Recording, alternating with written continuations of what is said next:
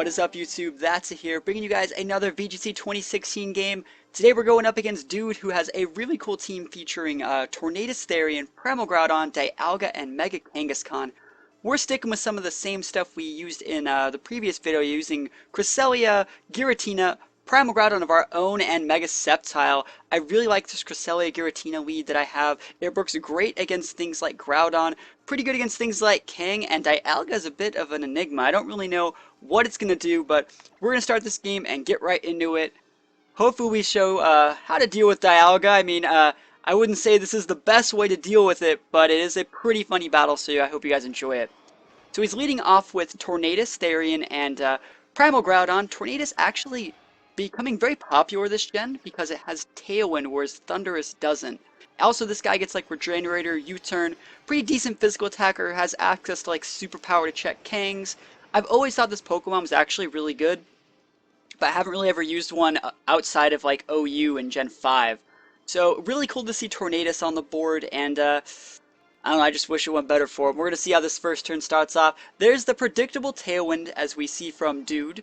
Going to double all his Pokemon speed for 3 turns as we just go for the straight Toxic off onto the Groudon. Just like the previous battle, Toxic stalling Groudon is what I'm hyped for, but it gets worse. I mean, well, actually, we see him bulk up, which is like super freaking scary. It's going to give him a defense and attack boost, so that kind of needs to go away soon. But we also get a burn off onto the Tornadus, who's primarily a physical attacker, so both of his Pokemon already have dots on them going into turn 2. He has a Tailwind up, but I'm not really too worried. I mean, I should just be able to wall this guy out pretty easily here. We see Giratina go for the Protect. I didn't really have to go for the Protect, but I also didn't want to roar away the Groudon until I got a couple more bulk ups off.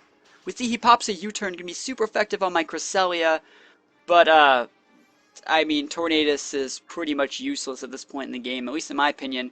He's going to come in with his Kangaskhan, a much more threatening Pokemon, and pop a +1 Rock Slide with Groudon. Not going to be doing too much to Cresselia. It does have that +1 though, so it chunks it, but it's not doing too much. I guess it's the only real way he has to hit it. He probably thinks the AoE is the answer here, and that is the AoE move that hits everything. So we're going to go for the Icy Wind with Crest, lower his speed by 1, and why that's important is, sure, he has a Tailwind up, sure, he's faster for the next couple turns, but once the Tailwind is gone, then my Giratina and Crest will be faster thanks to that Icy Wind I put up that turn. So Kang is going to Mega Evolve, and you know what happens when Kang Mega Evolves. It usually goes for Fake Out, and it can't Fake Out my Ghost type, so it has to Fake Out my Cresselia, which is actually one of the highest selling points of this lead. Since I usually always want to Roar or Will-O-Wisp first turn, and if they have a Fake Out user, they always have to Fake Out my Crest, and that's one of my favorite things about this lead. So we see Primal Groudon got off a second bulk up as I Will-O-Wisp this Kangaskhan, and now that Primal Groudon has 2 bulk ups, yeah, I can kind of see Primal Groudon being a problem now, but it's okay, because, I don't know, I still feel like I'm in a really good spot. So he goes to go for the Sucker Punch. That's going to miss. I don't want to attack anyone for the next few turns. He's going for a +2 Rock Slide on both my Pokemon. Chunks my Crest at 37 HP, and I flinch, but I do get the Roar off. Roar does reset the Toxic timer, but it also gets the +2 Groudon off the board. Just in time for Dialga to come in. Dialga being one of my favorite Ubers. This one's name is Time God, and let's see if he pops the Time Warp on me. So Giratina's Lefties is going to activate, and this is what's really cool about everything I set up so far. Sure, Kangaskhan's ticking, but the Tailwind runs out. And remember, Cresselia is faster than Kang. Cresselia is usually faster than Dialga as well, so I get a free Moonlight off here, restoring 50% of my HP, going up to around 150. As we see a Blizzard come up from Dialga, super effective on my Giratina, but this thing is full HP specialty. It can eat a Blizzard no problem as I go for a Will-O-Wisp on Dialga. I would have Toxic, but it's one of those pesky Steel types, so I don't really want to Toxic that guy that much. We see Kang going for Drain Punch. I don't really agree with Drain Punch here, but since he is burned, he's probably just trying to stay on the board as long as possible. Probably be annoying. I don't know what he's really going for with a Drain Punch on my Psychic type. But it is restoring HP. It's pretty much counteracting my burn, so it's not the worst thing in the world. I mean, it's better than doing nothing, that's for sure. So Giratina restores some HP with leftovers. Dialga and Kang tick from burn, and I feel like I'm in a very good spot. Remember, Groudon is toxic.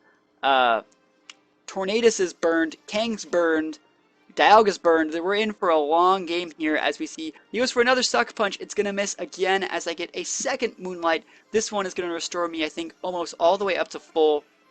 Let's see how much it restores me to. About like 99%.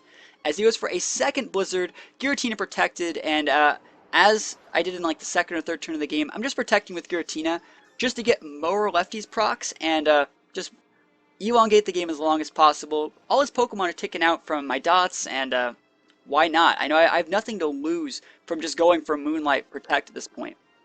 I mean, it's not like I'm stalling for time. I'm locking my moves in immediately and just playing a very defensive play style. So we're going to see Tornadus come back in, probably hoping to set up another Tailwind, but he switches right in on an Icy Wind, so things are going to be just like it was, the turn after, I guess, the first turn. It's going to be just like it was. If he sets up another Tailwind, it's going to go away eventually, but this is where he mixes it up. He goes for Aurora Time, which is pretty much like a crazy Dragon Hyper Beam. And I don't think I've ever seen that animation in any game other than Gen 4. I think it looks awesome.